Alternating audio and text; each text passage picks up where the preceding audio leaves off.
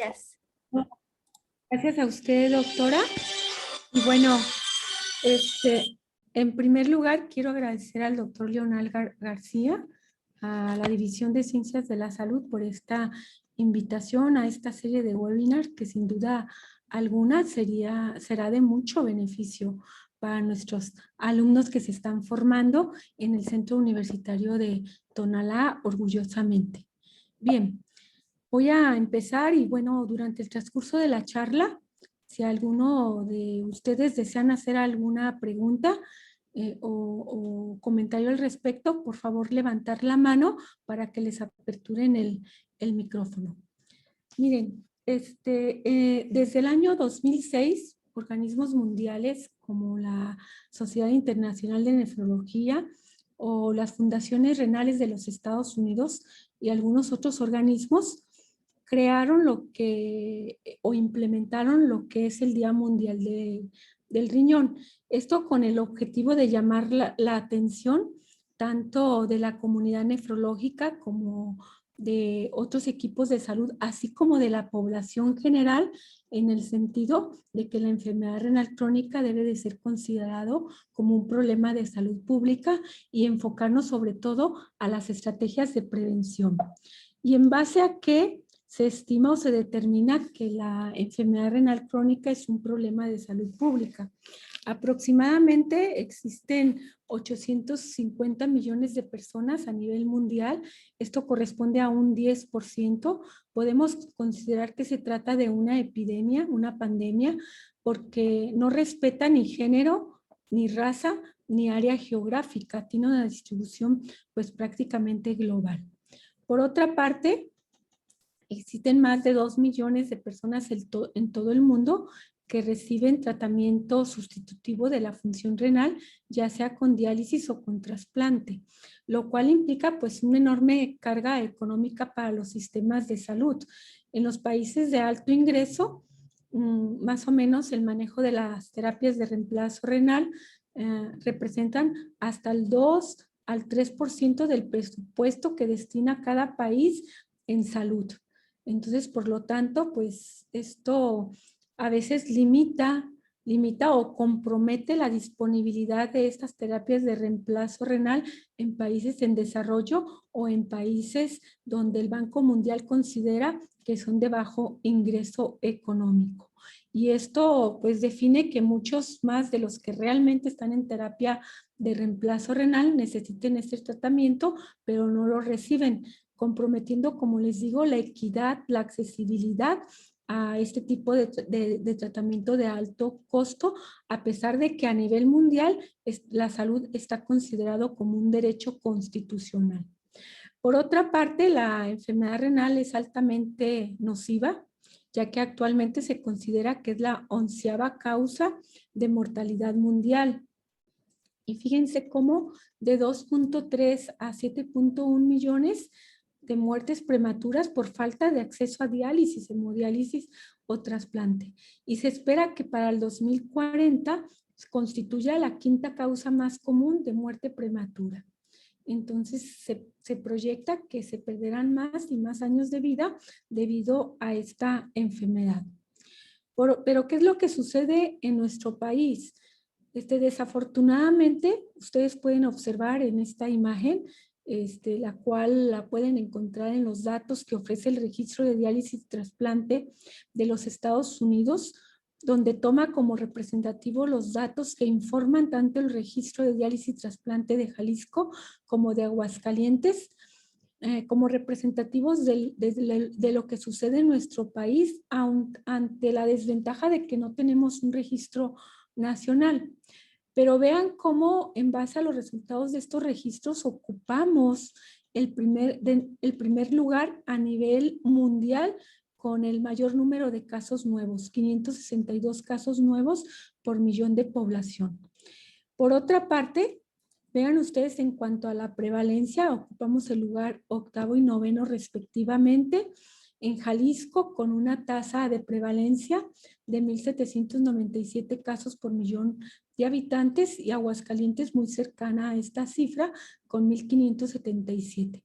Y ustedes pueden observar que en cuanto a incidencia y prevalencia, pues estamos muy cercanos a países desarrollados como Taiwán, Japón, Estados Unidos, con la gran diferencia que nosotros no contamos con los recursos económicos que estos países cuentan para hacer frente a este problema de salud pública.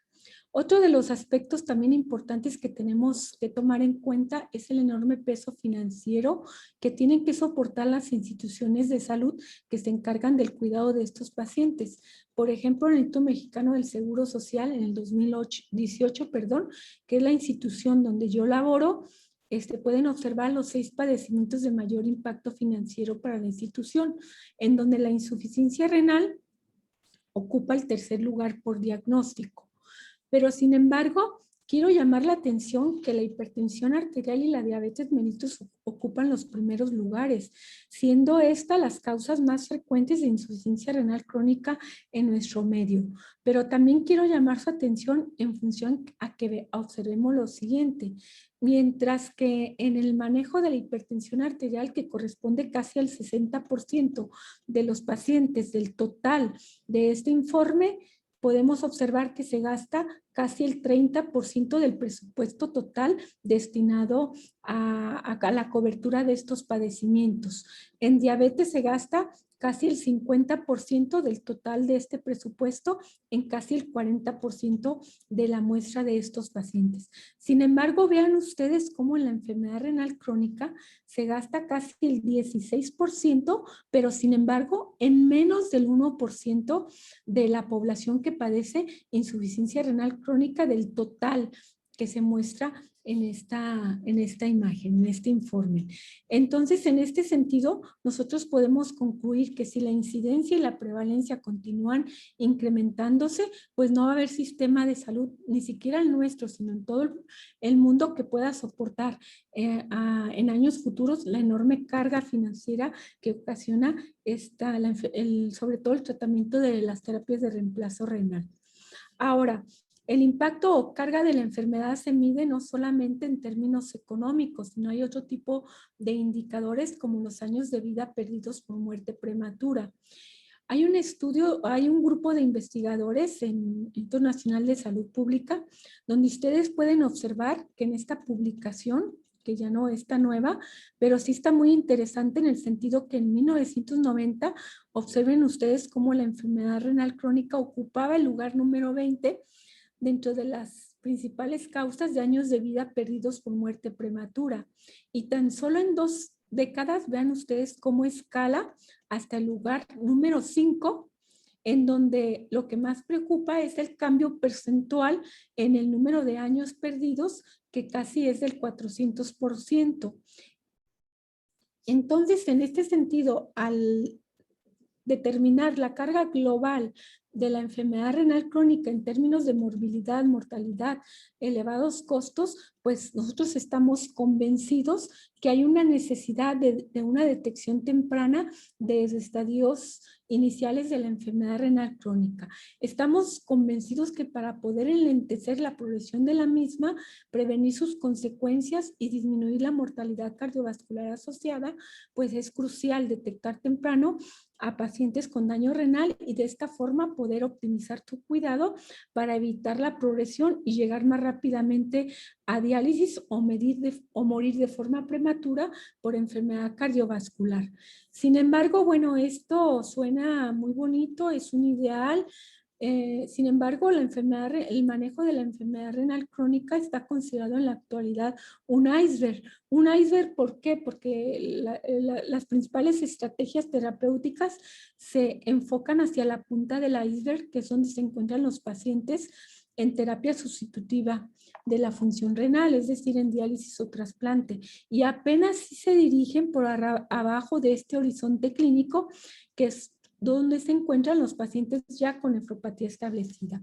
Definitivamente deberíamos de enfocar todas las estrategias hacia la base de este iceberg, que es donde se encuentran sujetos expuestos a factores de riesgo para daño renal, especialmente casi 430 millones de diabéticos que existe en el mundo y casi 1,000 millones de pacientes hipertensos, a nivel mundial, que como ya lo comentábamos, son los principales factores de riesgo para desarrollar enfermedad renal crónica y que generalmente no son sometidos a escrutinio para una detección temprana de la enfermedad renal crónica. En este sentido, la primera pregunta que nos tenemos que plantear es cómo sistematizar la atención de los individuos en riesgo para enfermedad renal crónica, y para ello se ha propuesto este modelo de atención, un modelo muy sencillo y fácil de aplicar en nuestra práctica clínica y que básicamente consiste en 4 pasos. Como ustedes pueden observar, en el primer paso, lo que tienen ustedes que realizar es a todo paciente que llegue a su consulta interrogar sobre la presencia de factores de riesgo para enfermedad renal crónica. Si el paciente refiere no tener factores de riesgo, entonces es importante fomentar y reforzar hábitos positivos de estilo de vida y seguir haciendo escrutinio para estos factores de riesgo, porque si en ese momento no los presenta, puede presentarlos en un futuro. Por otra parte, en aquellos pacientes que sí tienen factores de riesgo, tanto predisponentes o como de inicio para enfermedad renal crónica, pasaremos al segundo paso.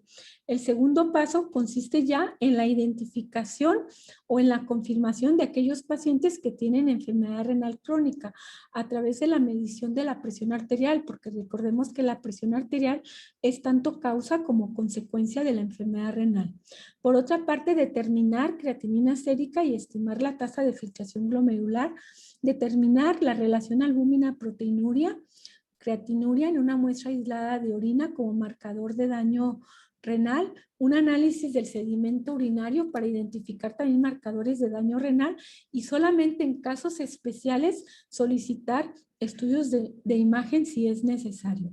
Ahora, si se descarta la presencia de enfermedad renal crónica, ¿qué tenemos que hacer? Pues seguir modificando los factores de riesgo para enfermedad renal crónica y hacer escrutinio nuevamente para detectar oportunamente la enfermedad renal con estas mismas pruebas. Pero si en el paciente se confirma la presencia de enfermedad renal crónica, entonces pasaremos al tercer paso, que consiste en clasificar la severidad de la enfermedad. ¿Y cómo vamos a clasificar la severidad de la enfermedad? Pues en base a estadios clínicos.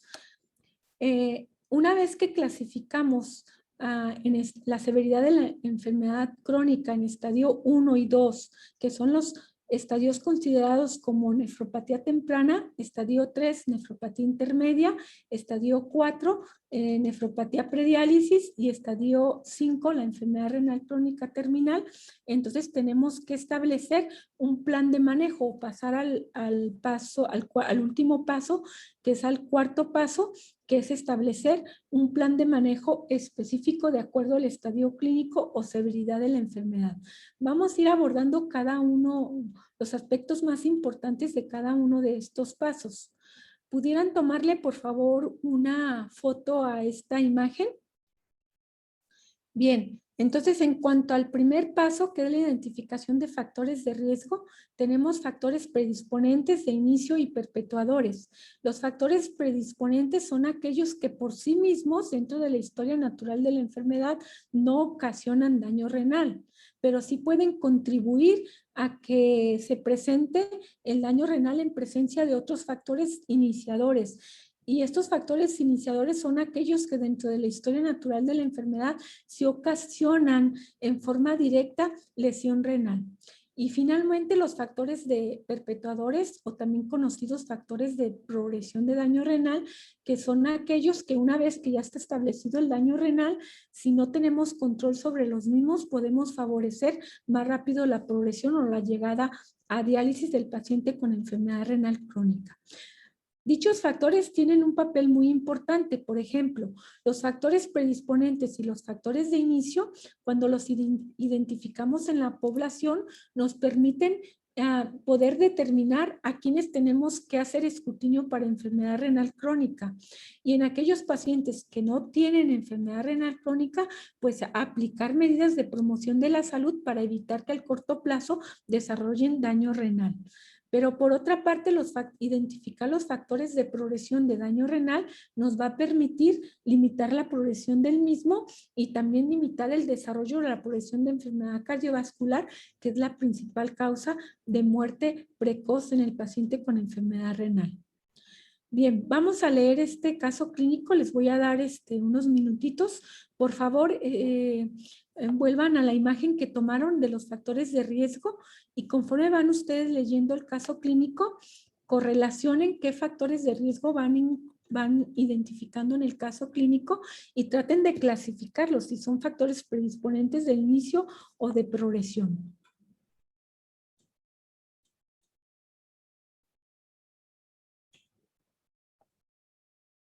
¿Sí quedó claro la instrucción? Pueden prender sus estos micrófonos si quieren hacer alguna observación. Sí. Pregunta la doctora que si quedó claro esta asociación que quiere que hagan de la imagen anterior. No sé si sería prudente, doctora, que se pueda pasar la imagen anterior de todas maneras para que la vuelvan a revisar. Sí. Que quería que hicieran impresión de pantalla y volvemos al caso clínico. Sí, cómo no. Nomás valdría la pena que hicieran una impresión de pantalla del cuadro clínico. Ajá. Y ahí tenemos los factores de riesgo. Pues, puesto que es el ejercicio que tendrían que estar ustedes haciendo ante su paciente, ¿no? No sería diferente a lo que estamos haciendo en este momento.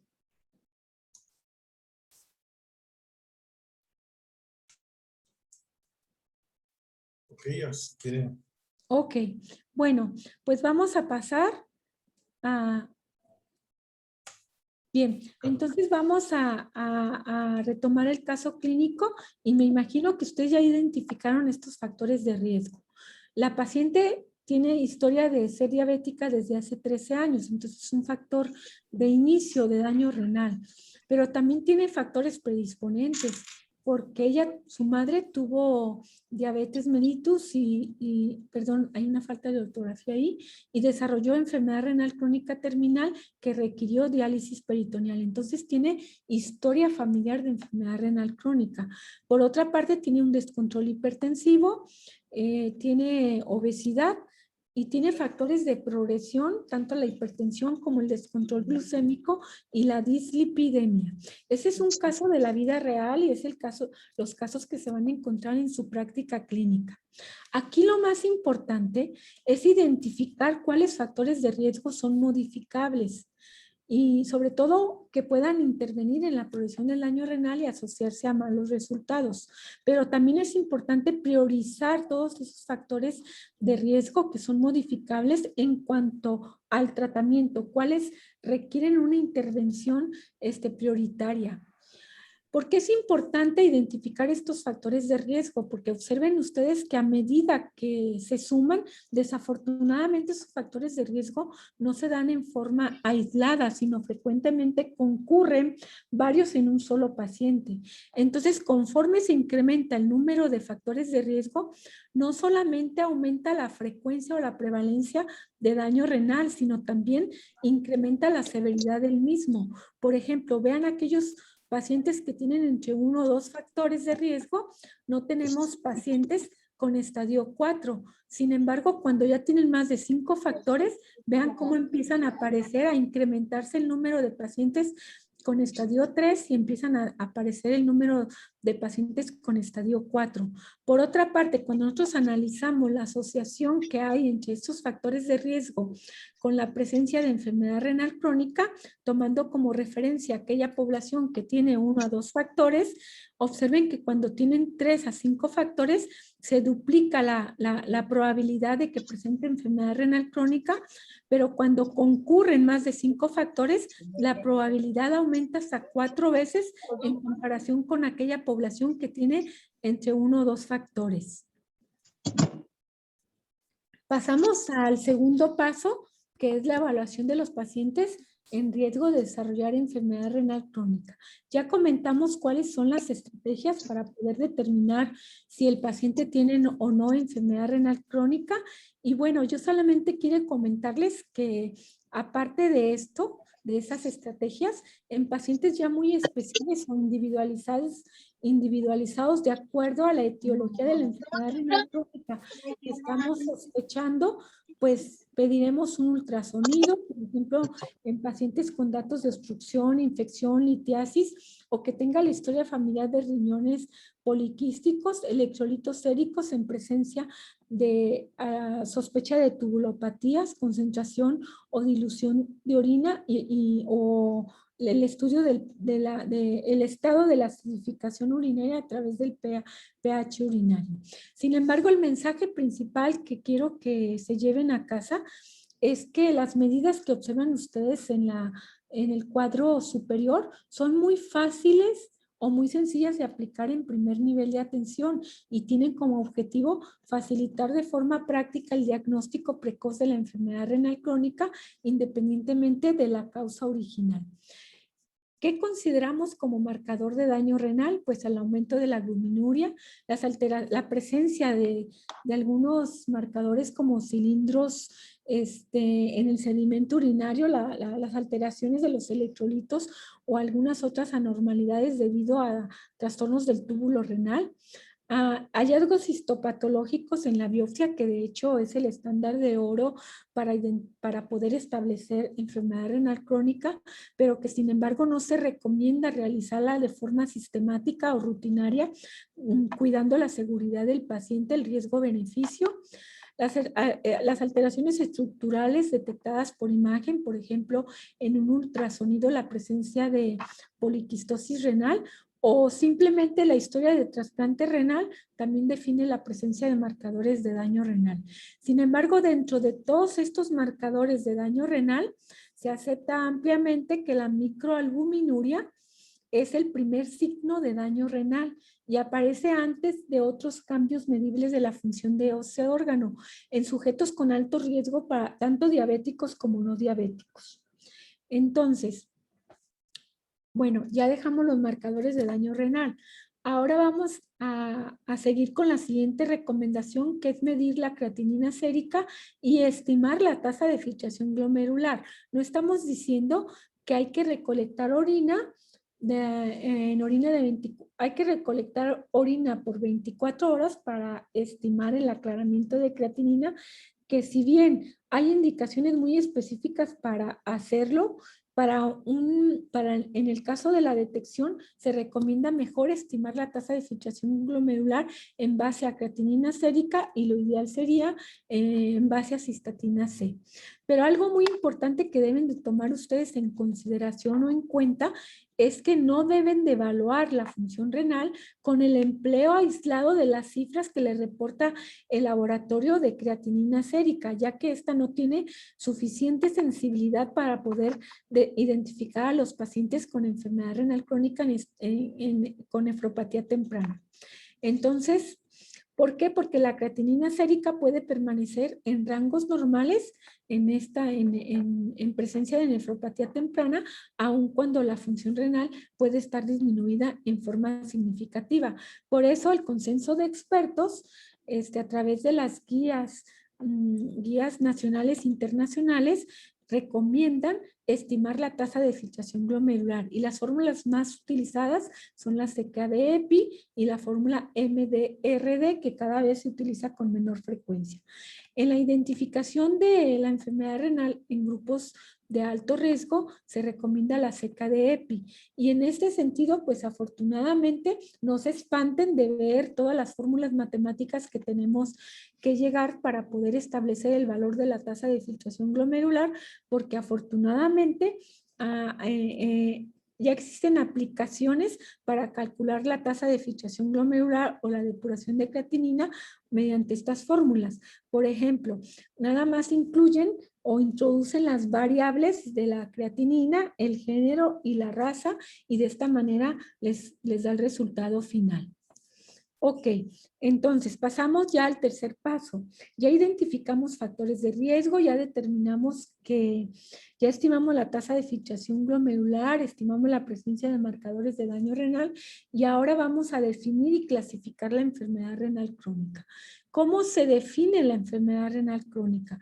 De acuerdo a las guías KDIGO, publicadas en el 2012, se refiere a las alteraciones en la estructura y o función renal presente durante 3 meses o más y manifestadas por la presencia de daño renal que puede no acompañarse de disminución de la tasa de filtración glomerular. ¿Qué quiere decir? Que podemos tener albuminuria solamente en rangos anormales ante una tasa de filtración glomerular normal, y esto define ya enfermedad renal crónica. O una disminución de la tasa de filtración glomerular menos de 60 mililitros por minuto ajustada por superficie corporal, con o sin daño renal. ¿Qué quiere decir esto? Que cuando el paciente tiene menos de 60 mililitros por minuto ajustado por superficie corporal, ya no nos interesa para definir enfermedad renal crónica si tiene o no presencia de albuminuria, proteinuria. Sin embargo, en la clasificación sí es importante para establecer el pronóstico de este paciente en base a esta tasa de filtración glomerular y la magnitud de la albuminuria, proteinuria. Algo muy importante es que esta definición aplica independientemente de la causa o de la etiología de la enfermedad renal crónica. O sea que se tiene que aplicar para todas las posibles causas que estemos sospechando desencadenan esta enfermedad renal crónica. Por otra parte, en cuanto al criterio de cronicidad, queda a juicio clínico del médico. ¿Por qué? Porque si de primera intención le llega a un paciente diabético que tiene más de 15 años de evolución con una tasa de filtración glomerular menos, lo estoy inventando ahorita, menos de 40 mililitros por minuto, con una proteinuria de más de 2 gramos, pues no es necesario que le solicite repetir nuevamente estos exámenes para poder definir si tiene o no enfermedad renal crónica, porque es claro que la tiene. Sin embargo, cuando llega una paciente hipertensa, que no sabe el tiempo de evolución, con una albuminuria, una relación albúmina-creatinina de 60 miligramos por gramo de creatinina y con una tasa de filtración glomerular considerada como normal, pues claro que le voy a repetir esa relación albúmina-creatinina, sobre todo para descartar que no sea secundaria a causas que causan albuminuria transitoria, y que tener la certeza que efectivamente tiene enfermedad renal crónica. Por otra parte, bueno, también considerar que la albuminuria es como uno de los principales marcadores de daño renal y que afortunadamente junto con el análisis del sedimento urinario son muy de bajo costo y fácilmente acceder a este tipo de marcadores de daño renal. Ahora vamos a regresar al caso clínico y situémonos en el último párrafo, donde vamos a observar que la paciente tiene una tasa de filtración glomerular de 71 mililitros por minuto y tiene una relación albúmina-creatinina en una muestra única de orina de 851 miligramos por gramo. Entonces la siguiente pregunta sería, ¿cómo voy a clasificar? Primero, definir si tiene o no enfermedad renal crónica y posteriormente, ¿cómo voy a clasificar la severidad de la enfermedad renal crónica? Y para ello, nos vamos a situar en la clasificación que recomiendan también las guías KDIGO. En el sentido, ustedes pueden ver en la columna de la izquierda, donde ven los grados o los estadios de la enfermedad renal crónica en base a la tasa de filtración glomerular. Aquí tienen los puntos de corte y bueno, anteriormente las guías KDOQI señalaban solamente 5 estadios. Sin embargo, las guías KDIGO, debido a la severidad y a la diferencial que hay en la severidad y en cuanto al pronóstico del paciente, en cuanto a riesgo de muerte cardiovascular precoz, mortalidad por todas las causas, el mayor riesgo de sufrir lesión renal aguda o progresión más rápida progresión de enfermedad renal crónica, subdivide el estadio 3 en estadio 3A o estadio 3B. Ahora, algo muy importante es que ustedes tienen que correlacionar estos niveles de tasa de filtración glomerular también con la magnitud de la albuminuria, proteinuria. En el sentido, ustedes pueden observar que en rojo tienen aquellos pacientes con una tasa entre 74 y más, pero que no tienen, que tienen niveles normales de albuminuria, considerados como normales de albuminuria, o sea, no tienen marcador de daño renal. Pero bueno, en el caso de la paciente, es importante que consideremos que tiene una tasa de filtración glomerular de 71 y una relación albúmina-creatinina de 851. Entonces, en este sentido, pues vamos a verificar y a poder determinar que la paciente tiene una enfermedad renal crónica en estadio 2. Ahora, esta clasificación, como lo comentaba, tiene valor pronóstico también, por eso está semaforizada. Y observen ustedes que conforme disminuye la tasa de filtración glomerular y se incrementa la magnitud de la albuminuria, proteinuria, incrementa el riesgo de resultados adversos. En este sentido, va muy de la mano el establecer que esta clasificación también nos sirva para determinar con qué frecuencia tengo que monitorizar la función renal o la progresión del mismo en base a la tasa de filtración glomerular y marcadores de daño renal, específicamente albuminuria. Y en ese sentido, retomando el caso clínico que decíamos que tenía un estadio 2, pues de acuerdo a estas recomendaciones tendríamos que estar monitorizando cada 6 meses tanto la tasa de filtración glomerular como la albuminuria. Bien, ¿hasta aquí hay alguna pregunta, algún comentario o algo antes de seguir adelante? Antes de pasarnos al paso 4, que considero es el más complejo y el más largo. ¿Alguna pregunta quieren hacer los alumnos a la doctora?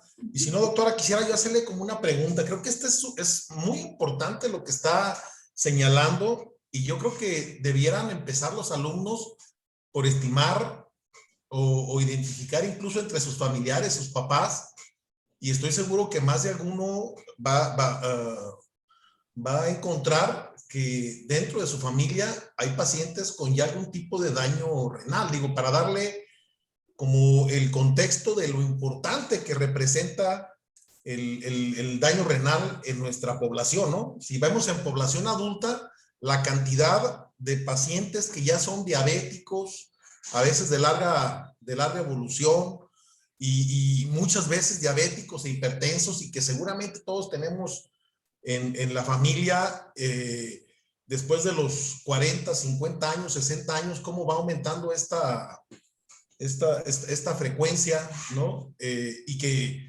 tener en consideración que muchos van a tener, de acuerdo a lo que nos acaba de presentar ahorita en el caso clínico, son cosas que vemos dentro de la familia, ¿no? Y que muchas veces es como muy subestimado. Entonces, yo creo que es como una invitación a los alumnos a que sean conscientes de esta condición, y como para que le vean la importancia, más allá de las recomendaciones que nos va a dar seguramente después en términos de cómo debiera abordarse esta situación desde el punto de vista como profesional, pero ya desde el punto de vista de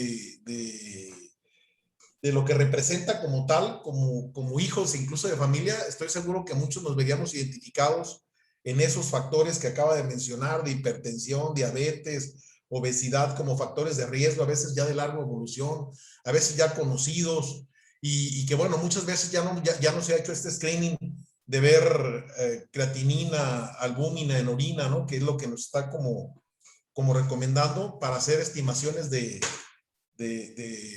la tasa de filtración glomerular, y por establecer realmente cuál es el grado de daño, ¿no? Pero sí, como en esta parte de contexto, la pregunta es, doctora, en el grupo de edad, de acuerdo a los grupos de edad, conforme vamos envejeciendo, en un cálculo aproximado, no sé si se tenga, ¿cuánto cree que ya es de la población, nomás por la edad, ya si le va uno tomando factores de riesgo, en la población, tomando en cuenta que el 30-40% de la población tienen obesidad, hipertensión, y a lo mejor un porcentaje de esos van con diabetes? Podríamos estar hablando de que cierto grado de daño renal después de los 50 años de edad, no sé, ¿dónde pone ahí especial atención, doctora?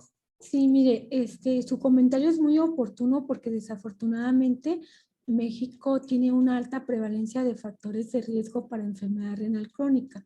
Entonces, desde ese sentido ya obliga al hacer el escrutinio, especialmente a la población mayor de 20 años. Sin embargo, en relación a la población infantil también es preocupante porque antes la primera causa de enfermedad renal crónica en los niños eran las malformaciones congénitas, ¿no?, de las vías urinarias. Sin embargo, hoy ante el incremento de la obesidad infantil y la dislipidemia, hay una relación muy directa con daño renal. Además, el síndrome metabólico también se acompaña de hipertensión y también de albuminuria, que aunque fue un criterio que se eliminó después por la dificultad para la medición, pues ahí está presente de todas formas. Entonces, en ese sentido, pues desde el ingreso a preescolar, de hecho, en Japón, la manera de cómo ellos detuvieron la epidemia de la enfermedad renal crónica desde la edad infantil fue solicitando en forma obligatoria desde el preescolar hacer el escrutinio de proteinuria como marcador de daño renal. Por otra parte, bueno, el envejecimiento también es una causa no de daño renal, pero sí de deterioro de la función renal porque se van perdiendo el número de nefronas. Se dice que no hay una evidencia científica que demuestre así los puntos de corte bien establecidos, pero se dice que después de los 40 años, por cada década que aumentamos de vida, disminuye 10 mililitros la tasa de filtración glomerular. Entonces, en este sentido, pues es importante tomarlo en cuenta para nosotros cuando estimemos la tasa de filtración glomerular. En los adultos mayores tenemos que tomar cuál es la tasa de filtración glomerular o el punto de corte esperado para la edad que ese paciente tiene. Entonces, antes de determinar que tiene enfermedad renal crónica. Sin embargo, ha habido mucha controversia en si en los adultos mayores que con tasas esperadas igual o menos de 60 mililitros por minuto, considerarlos o no, sin otra comorbilidad, considerarlos o no como enfermedad renal crónica. Pero en base al pronóstico de resultados adversos conforme reduce la tasa de filtración glomerular, se prefiere etiquetarlos a los adultos mayores que tienen una tasa de filtración glomerular menos de 60 como enfermedad renal crónica para vigilar sobre todo la presencia de comorbilidades y el control de esas comorbilidades. Muy bien, muchas gracias, doctora. Preguntan, en un paciente con factores de riesgo como hipertensión arterial y diabetes, ¿cada cuándo se debe hacer screening por medio de general de orina para detección de proteinuria, suponiendo que está controlado o que no está controlado? Sí, lo ideal no es pedir examen general de orina. Lo ideal es solicitar la creatinina para estimar la tasa de filtración glomerular y solicitar albuminuria, porque la albuminuria antecede a la proteinuria y por eso es que el examen general de orina no nos sirve para detección temprana de la enfermedad renal crónica, porque en el examen general de orina se determina proteinuria, que nosotros estaríamos hablando, por ejemplo, la tira reactiva, el multistick, una cruz de proteinuria, más o menos corresponden de 300 a 500 miligramos de proteinuria, lo cual pues ya estamos hablando de macroproteinuria. Entonces ya no sería tan temprano, por eso es que se prefiere pedir específicamente albuminuria y estimar la tasa de filtración glomerular. ¿Cuándo? Pues desde el momento en que se identifica a ese paciente como hipertenso y como diabético, sobre todo diabético tipo 2, por la historia natural de la enfermedad, que puede estar, tanto la hipertensión como la diabetes pueden no dar síntomas, pueden estar subclínicos, sin embargo, el daño a órgano blanco puede seguir sucediendo. Entonces, al momento en que nosotros establecemos el diagnóstico, ya sea de hipertensión o de diabetes mellitus tipo 2, en ese momento hay que hacer el escrutinio también para daño a órgano blanco, entre lo que se incluye el daño renal. Y una vez que ya se descarta que tengan daño renal, cada año hay que estarlo haciendo. Ujú. Gracias. ¿Alguna otra pregunta, jóvenes? Muy bien, pues entonces vamos a pasar al último paso, que es establecer un plan de acción. Y este plan de acción, como lo decíamos, va enfocado a la severidad de la enfermedad. Por ejemplo, el estadio 1 y 2 que definen la enfermedad renal crónica temprana, el manejo está enfocado a tratar los comórbidos asociados, a iniciar intervenciones tanto farmacológicas como no farmacológicas para retardar la progresión de daño renal.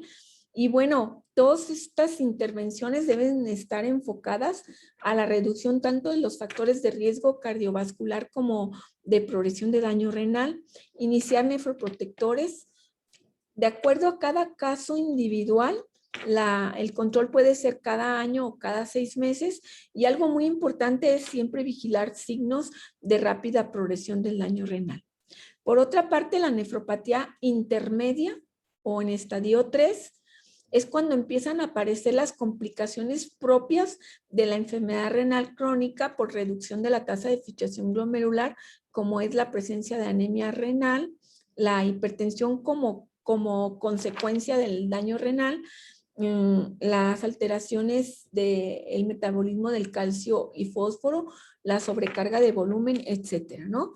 Entonces, aquí es importante que sigamos identificando y modificando los factores de progresión, pero también es importante detectar estas complicaciones propias del daño renal, de la enfermedad renal crónica. Y algo muy importante, cuando el paciente tiene una tasa de filtración glomerular menos de 60 mililitros por minuto, que es lo que define el estadio 3, tenemos que pensar en ajustar fármacos de acuerdo a esta tasa de filtración glomerular, evitar nefrotoxinas, incluidos los fármacos nefrotóxicos, y aquí sí requerimos que el nefrólogo lo revise cuando menos una vez al año. En el estadio 4, que como ya lo comentábamos, define la... Perdón. Di clic donde no debía. Ajá. Entonces, en el estadio 4, que es la etapa prediálisis, el tratamiento debe estar enfocado a preparar al paciente para que llegue en las mejores condiciones a diálisis, es decir, para que inicie en forma oportuna y en mejores condiciones, ya sea diálisis peritoneal, hemodiálisis o trasplante. Aquí sí es muy importante en el estadio 4 o en el estadio prediálisis un control individualizado. ¿Por qué? Porque cada paciente va a responder en forma diferente a las complicaciones de la enfermedad renal crónica y a los síntomas secundarios por la uremia. Por otra parte, aquí ya es necesario que el nefrólogo lo esté viendo en forma más periódica, entre cada mes y 3 meses, dependiendo también de cada paciente. Y finalmente, pues a la etapa que no quisiéramos nosotros llegar, que es la enfermedad renal crónica terminal, y que para sobrevivir el paciente requiere ya una terapia de reemplazo renal, como lo comentábamos, ya sea con diálisis, hemodiálisis o trasplante. Y aquí se requiere la intervención ya tan conjunta, tanto de medicina interna y nefrología. Ok. Ahora, ¿por qué es importante? ¿Por qué es importante establecer un plan de manejo de acuerdo al estadio clínico o la severidad de la enfermedad? Porque vean ustedes cómo hay un aumento progresivo en la probabilidad de muerte conforme aumenta o progresa el daño renal o avanza la severidad de la enfermedad. Pero por otra parte, es importante que ustedes observen cómo el estadio 3 marca una diferencia muy importante entre mantener el daño renal, es decir, revertir la progresión del daño renal, contra la rápida progresión. Entonces, yo siempre les digo a los pacientes que están en estadio 3 de la enfermedad renal crónica, es como estar en un precipicio y ellos deciden si voltean y evitan caer o deciden caer a ese precipicio. Y una vez que caen a ese precipicio, pues va a aumentar la rapidez del deterioro renal a mayor estadio. Hay una disminución progresiva de la calidad de vida. hay un aumento progresivo en el número y la intensidad de complicaciones, hay un aumento progresivo en el número y costo de hospitalizaciones y pérdida de productividad laboral, que es una carga social, una carga para la sociedad. Ahora, observen ustedes cómo, a pesar de que el paciente se ha sometido a una terapia de reemplazo renal, a excepto del trasplante, la sobrevida continúa siendo pobre. Desafortunadamente, pues no tenemos suficiente demanda de donadores, tanto vivos como de muerte encefálica, para poder cubrir la demanda de pacientes que requieren un trasplante renal, sabiendo que este trasplante renal ofrece los mejores resultados y es la terapia más costo efectiva. Pero observen ustedes cómo la sobrevida a 5 años en hemodiálisis y especialmente en diálisis peritoneal continúa siendo muy comprometida. Por lo tanto, en ese sentido, el mensaje para llevar a casa es que tenemos que enfocarnos al manejo de los estadios iniciales de la enfermedad renal crónica. Y en este caso, para efectos de esta charla, me voy a enfocar a los estadios iniciales que debieran de manejarse en forma pues correcta y oportuna en primer nivel de atención y que está enfocado hacia el manejo del descontrol de la glucosa, el descontrol de las cifras tensionales, la hiperuricemia, el manejo de la albuminuria, proteinuria, de la dislipidemia, evitar el uso de medicamentos nefrotóxicos, por ejemplo, los AINES, que hay un abuso indiscriminado en primer nivel de atención, el manejo de la enfermedad cardiovascular o prevenir la enfermedad cardiovascular y el manejo del sobrepeso y la obesidad.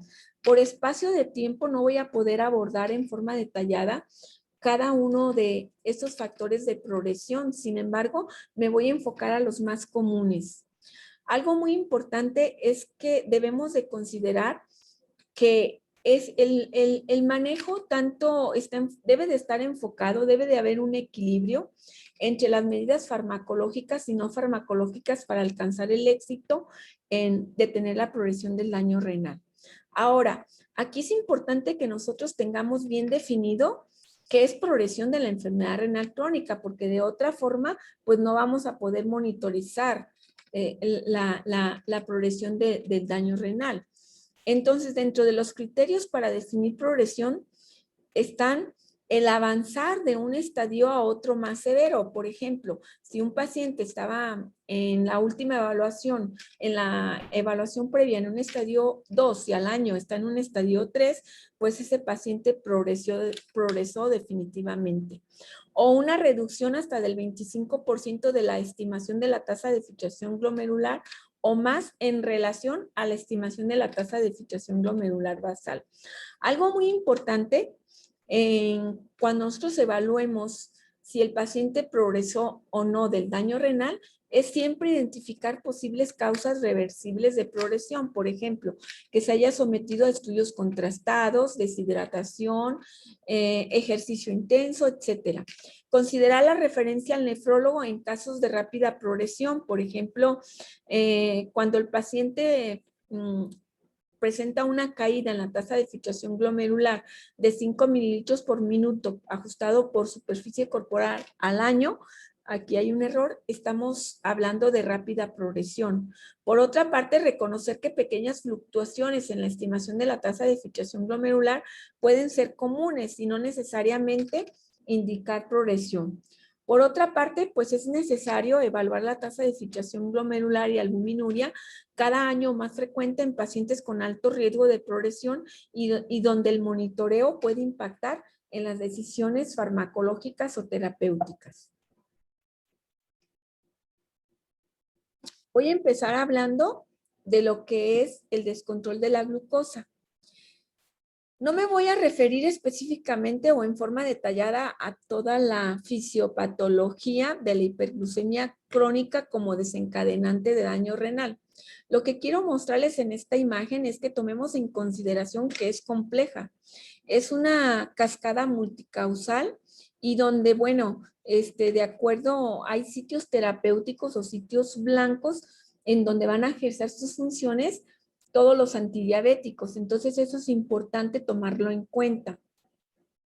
¿Qué es lo más importante en cuanto al uso de los antidiabéticos orales en el paciente con enfermedad renal crónica? Primero, identificar qué tipo de antidiabético debemos de utilizar en base a la tasa de filtración glomerular, es decir, en base al estadio de la enfermedad renal crónica.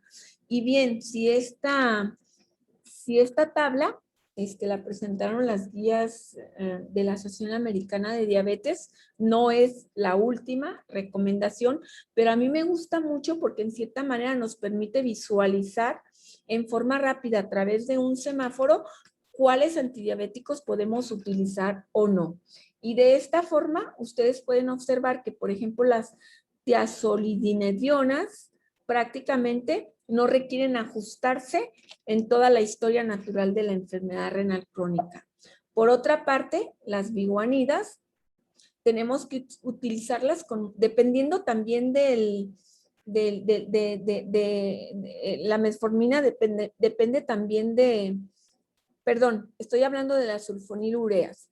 De las sulfonilureas, como ustedes pueden observar, algunas de ellas desde tasas de filtración glomerular por abajo de 60 mililitros ya tenemos que tener mucho cuidado.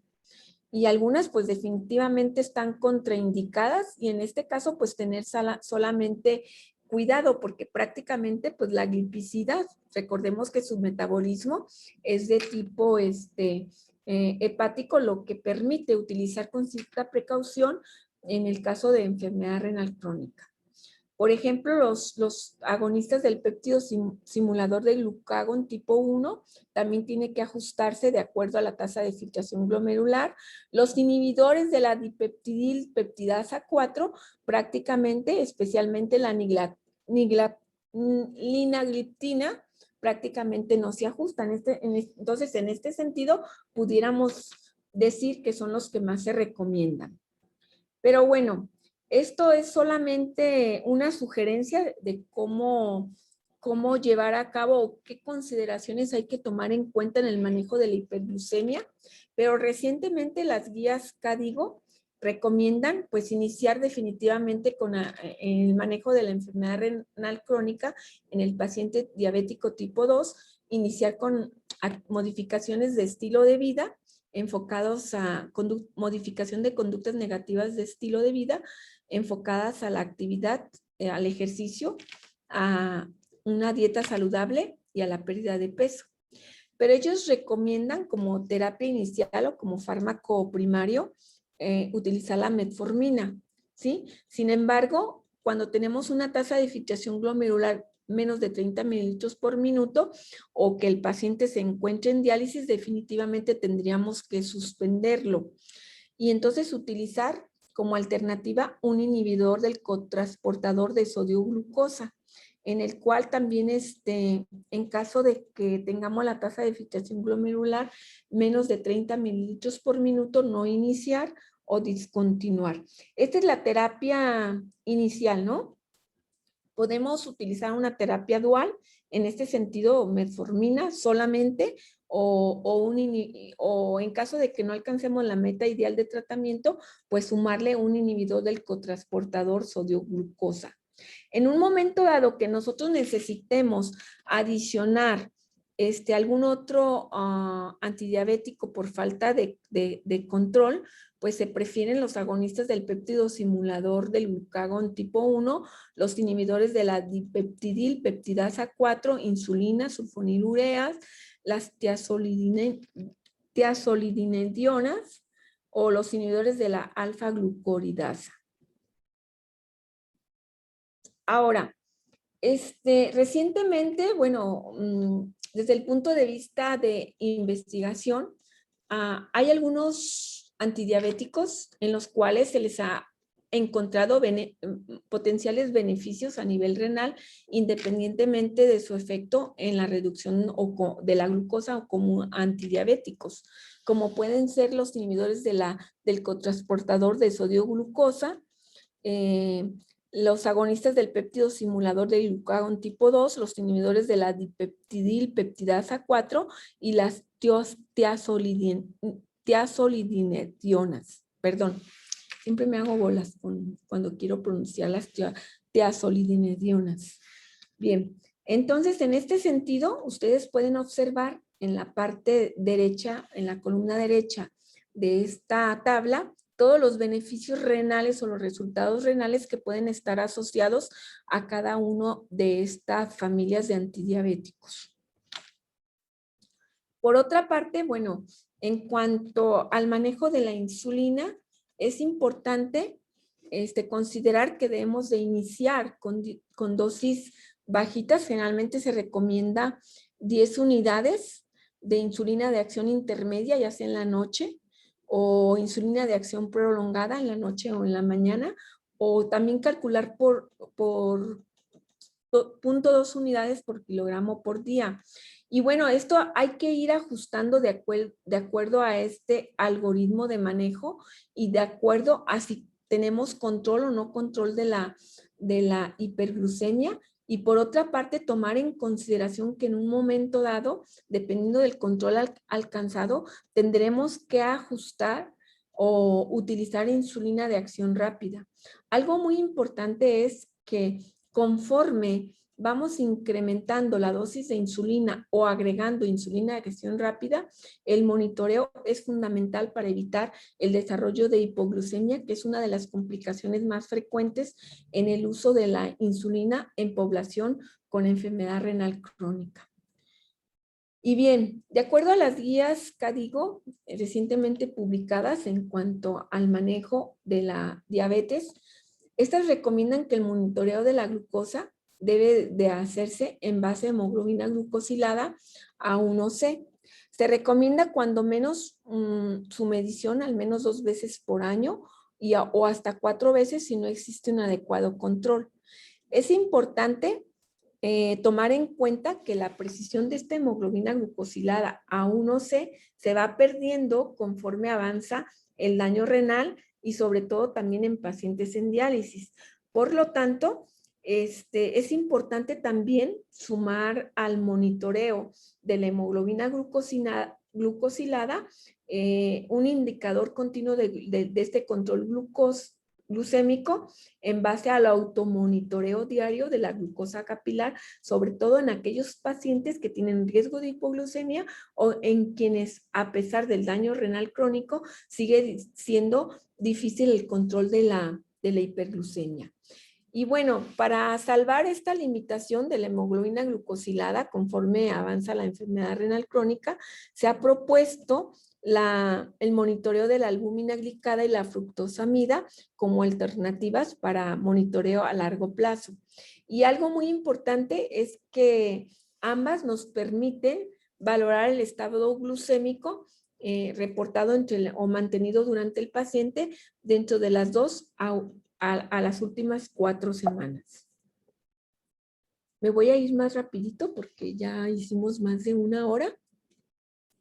Y bien, ahora, ¿cuál es la meta? Algo muy importante también a tomar en consideración en el paciente diabético es que la meta de tratamiento se modifica en relación a aquel paciente que es solamente diabético y que no tiene daño renal. Entonces, siempre tenemos que individualizar esta meta de tratamiento y el rango varía entre menos de 6.5 a menos de 8%. En caso de buscar metas más estrictas, se recomienda el uso de agentes hipoglucemiantes con menor asociación a hipoglucemia o mediciones con monitoreo continuo de la glucosa. En ese sentido, aquí en la parte inferior de esta imagen se muestran los tipos de antidiabéticos que debemos de utilizar de acuerdo al riesgo de hipoglucemia bajo, medio o alto. Bien, vamos ya para finalizar, vamos a dejar lo que es vamos a abordar el manejo de la hipertensión arterial como factor de riesgo para progresión de la enfermedad renal crónica. Tenemos que partir que el punto de corte para definir hipertensión o la meta ideal para mantener cifras de control arterial dentro de límites que podemos decir controlados, pues difiere que en la población normal. Por ejemplo, ustedes pueden observar que una presión sistólica menor de 135 y una presión diastólica menor de 85 es la meta ideal de tratamiento para el paciente diabético con enfermedad renal. Por otra parte, es importante que tomemos en consideración que es necesario estratificar el riesgo de acuerdo a las cifras de tensión arterial y a la presencia de comórbidos de tipo cardiovascular para,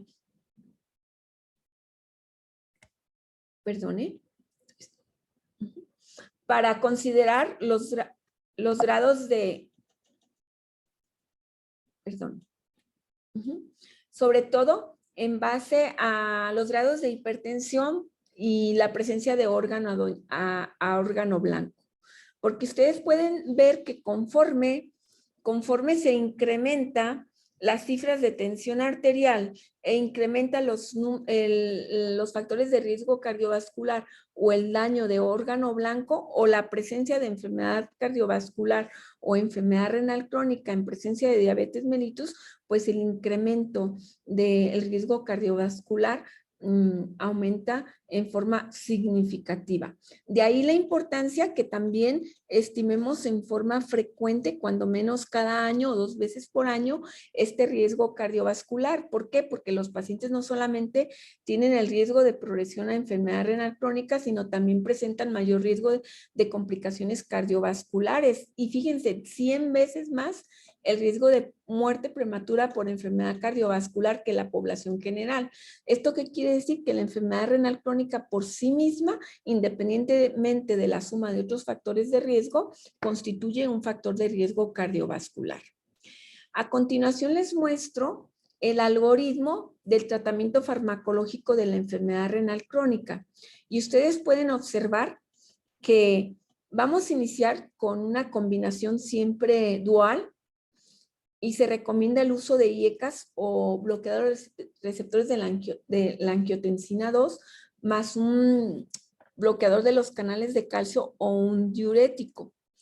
Por otra parte, si en un momento dado nosotros no alcanzamos el control de la presión arterial con estas cifras, tenemos que utilizar una combinación triple a base de IECAS o ARAS más un beta bloqueador de los canales de calcio. Se prefieren los de tipo de hidroperidina más un diurético.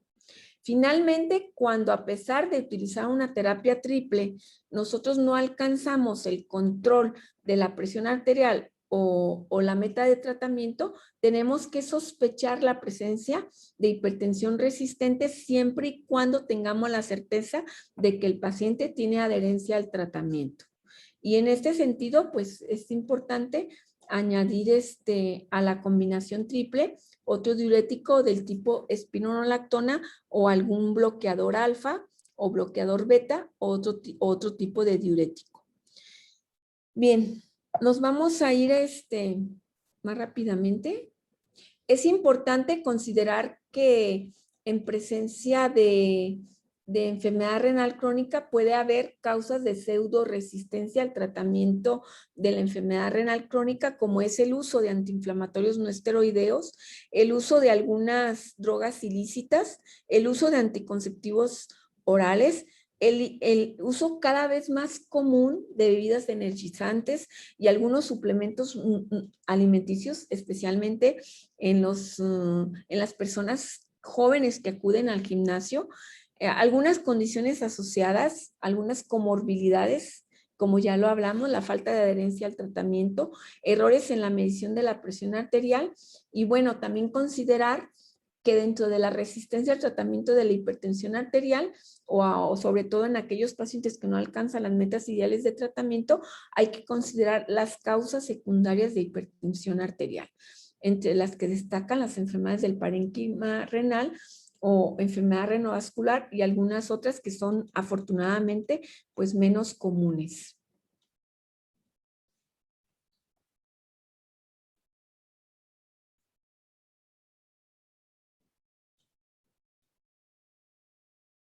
Algo muy importante en relación al uso de generalmente cuando uno acude a los congresos, uno a los congresos de nefrología, uno espera que la terapia farmacológica sea diferente a lo que actualmente se recomienda, donde el pilar fundamental está sentado en el uso del bloqueo del sistema renina-angiotensina a través de IECAS o a través de ARAS2.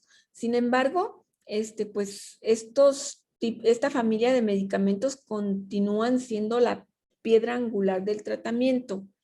¿Por qué? Porque, por ejemplo, en este metaanálisis, cuando nosotros comparamos el uso de los bloqueadores de la terapia, el uso de los bloqueadores receptores de angiotensina como monoterapia, podemos observar pues que definitivamente disminuye la progresión del daño renal. Cuando lo comparamos con los bloqueadores de los canales de calcio, siguen favoreciendo una reducción de la albuminuria, no de la progresión del daño renal, de la albuminuria. Pero cuando utilizan o se comparan con inhibidores de enzima convertidora de angiotensina, podemos observar que no hay diferencia. Sin embargo, cuando se combinan tanto los bloqueadores receptores de angiotensina como los inhibidores de la IECA, sobre el control de la albuminuria, podemos observar que siguen favoreciendo esa reducción. Sin embargo, aquí tenemos que ser muy precavidos porque aunque hay un efecto favorable en la combinación o en la suma de estos dos fármacos, aumenta la probabilidad de efectos secundarios, especialmente en pacientes con tasas de filtración glomerular menores de 60 mililitros o 30 mililitros por minuto a incrementar el riesgo de hipercalemia. Bien, en cuanto a las metas ideales de tratamiento, pueden ustedes observar que en estas guías recientemente publicadas se recomienda por las guías CADICO, se recomienda mantener una presión arterial sistólica menor a 120 milímetros de mercurio, siempre y cuando el paciente lo tolere.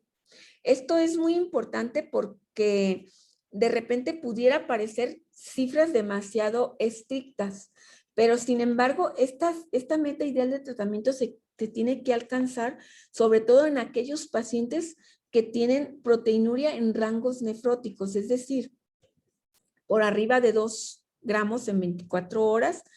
Y bueno, ustedes pueden observar también en la parte superior que de acuerdo a cómo han evolucionado las diferentes guías de la práctica clínica, basan precisamente las metas ideales de presión arterial en base a los niveles de albuminuria, proteinuria. Por lo tanto, es importante tomar en consideración que para poder evaluar si el paciente alcanza las metas ideales de tratamiento, no solamente hay que tomar las cifras de tensión arterial, sino también estos niveles de albuminuria, proteinuria.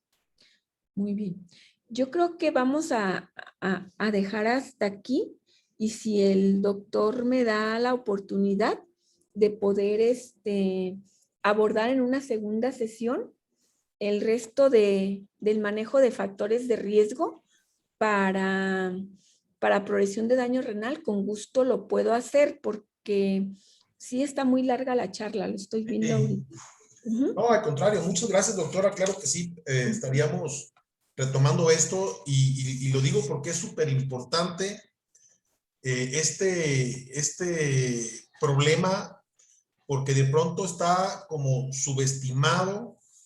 Yo no sé si en la parte de la prescripción, yo ya tengo años de ejercicio profesional y yo no sé si el médico en profesión, ya en ejercicio de su profesión, subestima esta posibilidad en los pacientes o de pronto pues no tiene como toda la información. O sea, porque a mí me ha tocado, por ejemplo, el uso y el abuso, por ejemplo, de AINES en pacientes que tienen diabetes ya de larga evolución sin hacer una estimación de cuál es su condición, ya con el puro antecedente, pues ya estaríamos pensando que trae cierto grado de función renal. Ahorita señalaba bien el nivel 3 de daño renal como para la última oportunidad, como que hasta aquí tienes para que te ajustes, ¿no? A lo mejor no tendría que llegar al precipicio, pero creo que sería súper importante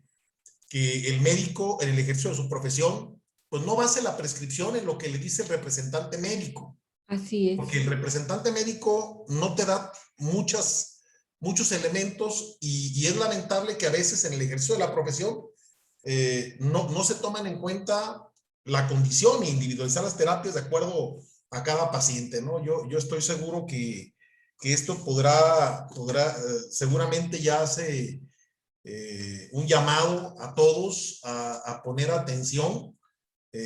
Bien ha mostrado pues todo lo que se alcanza a mostrar y bueno, será muy significativo que tengan esta posibilidad en consideración, siendo que somos el país que tiene este problema como el número 1 a nivel mundial, ¿no? Lamentablemente se ha aumentado de manera exponencial el número de pacientes con daño renal, pero poco se ha hecho porque la pendiente sigue subiendo, ¿no? Sí. Entonces, no sé si tengan en el chat, dice, bueno, excelente ponencia, doctora, muchas gracias. No sé si alguien tenga algún otro comentario que quieran hacer de los... El doctor Claudio puede abrir su micrófono. Sí, muchas gracias. Soy el doctor Roberto Ruiz Arenas. Quisiera en primer lugar felicitar a la doctora Laura Cortés por esta brillante plática que nos acaba de otorgar. Tengo la fortuna de trabajar con ella desde hace ya varios años en un programa de estandarización de creatinina enfocado precisamente a la prevención de la enfermedad renal crónica. Como ella nos lo mostró acertadamente, son muchos los recursos, tanto humanos y de eficiencia en la calidad de vida de los pacientes, desde luego, pero también materiales, los que se dedican a la enfermedad renal crónica, principalmente ya cuando el daño está establecido, como ella lo dijo, a través de la terapia sustitutiva. Entonces, una medida muy adecuada que deberíamos emprender, desde luego todos los que estamos relacionados con la salud en nuestro país, es precisamente acciones para prevenir la enfermedad renal crónica. Yo soy patólogo clínico, me dedico a la medicina de laboratorio y también quisiera decir que es muy importante la correlación clínica-laboratorio, la relación que debe existir entre el médico clínico y el laboratorio para la adecuada interpretación de los resultados. Desgraciadamente, la creatinina es un parámetro no muy sensible para el diagnóstico, pero es lo que más tenemos al alcance y, como decía la doctora, calculando además la tasa de filtración glomerular que nos habla todo esto de la función renal, más para la semaforización, la microalbuminuria o la relación albúmino-creatinina, y como también decía acertadamente la doctora, el examen general de orina no es una herramienta adecuada, sino medir la microalbuminuria, ¿verdad? Entonces, hay mucha tarea por hacer. En el caso de los médicos que nos están escuchando, si llegan a tener una determinación ligeramente elevada de creatinina, ahí es donde está la falla, cuando la creatinina está en niveles normales altos o ligeramente elevados, tiene poca sensibilidad. Ya cuando el daño está hecho, tenemos una creatinina muy alta, ahí no hay ninguna duda. Pero entonces, si ustedes como médicos ven que un paciente tiene la creatinina en niveles altos, todavía normales, o ya un poco por arriba de lo normal, pueden ayudarse, como también lo dijo la doctora, de la medición de cistatina C, que es un poco más costosa para el paciente, pero nos ayuda a orientarnos en estos casos. Muchas gracias por su atención. Muchas gracias, doctor. Roberto. Doctora Laura, pues esto queda en un repositorio que estaremos poniéndolo a disposición de todo los médicos, pues, o la gente que quiera documentarlo. Le agradecemos mucho, doctora Laura. No sé si hay alguna solicitud. Creo que no. Agradecerle mucho, doctora. Es un exceso de información, sabemos. Son temas que están conceptualizados por su complejidad, por personas que tengan como todo el bagaje y ya la experiencia, pues, como para plantearlos, porque siendo problemas tan prevalentes de salud, en nuestra población y que se enfrentan frecuentemente los médicos en su ejercicio ante este tipo de retos. Hay poca conciencia y poco se ha hecho. Entonces, de pronto esos temas complejos de alta pertinencia son los que se han estado abordando de esta manera. Y bueno, pues es un problema, siendo una población que lidera desafortunadamente a nivel mundial el número de casos y que esto sigue en aumento, bueno, debieran aparecer como un apartado específico en la parte de la currícula y que todavía no está documentado, ¿no? Sí. ¿Alguna persona quiere tomar la palabra?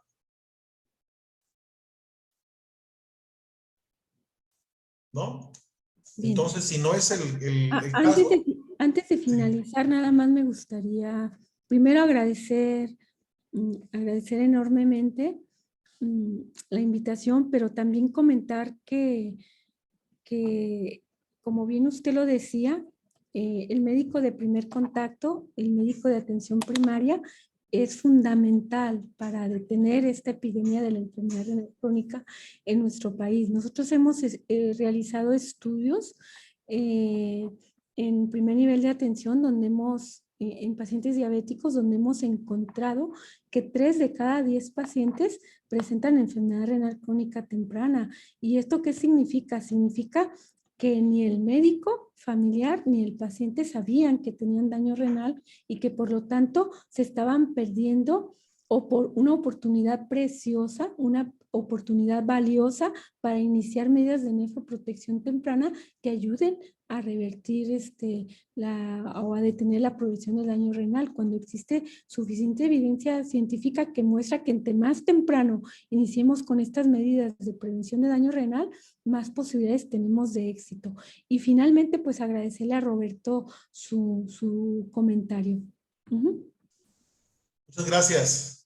Muy amables y bueno, estén pendientes de los próximos webinars, tanto en la modalidad Teaching English la próxima semana como la de asesorías disciplinares para el mejor ejercicio de la profesión que será el próximo jueves. Y gracias. Doctora, muy amable, muchas gracias. Gracias a usted. Doctor, gracias por acompañarnos. Saludos.